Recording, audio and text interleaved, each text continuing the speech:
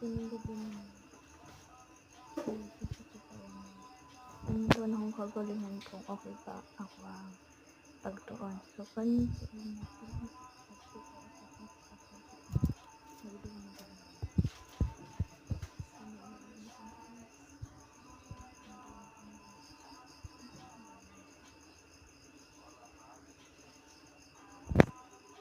So, makaya kita ko na siya kung naasigad pa mo sa kondor.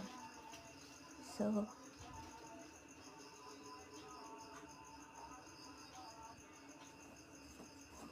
ako na ako. Hindi ako ang life as a usa ka college. Then, bisag kapoy na, bisag stress na sa tanang bagay. Maliguro gid. Tas, salamat sa iyong paglantaw sa akong video, sa pag-like, salamat in taon pala sa pag-subscribe. Dinilingi pa ko anak ko, klaro pa ko dili. Then, iniingkod ko otro. Kay katulog ko na yun ko anak, balas just na.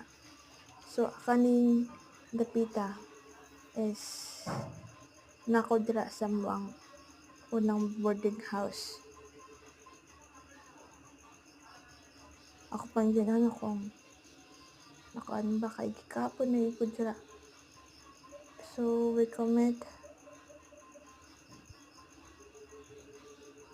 And then, basahan na otro para makasabot ta.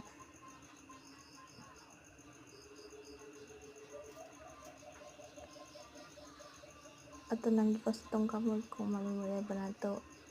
Then, yun na ang college life. Di lang ko na nakaranas pati din ng mga teacher karon, ng mga professional person karon na laning naagihan ng pag-college. Bisag sa kalusod, bisag makatulugon ka na, maniguro lang gihapon ka. Pero, without sigad sa imong kinabuhi, dili mo mahimo ang imong pangandoy. Dili mo ma-achieve ang imong gitudlo, imong gireset or imong gitun-an. Kaya sag nata sa kalusod, dapat hinaot nato na permita mga yugtabang sa iya. Nakatulugon na ko dira, and paniguro lang gid mo sa mga college life o sa mga college na mosunod pa.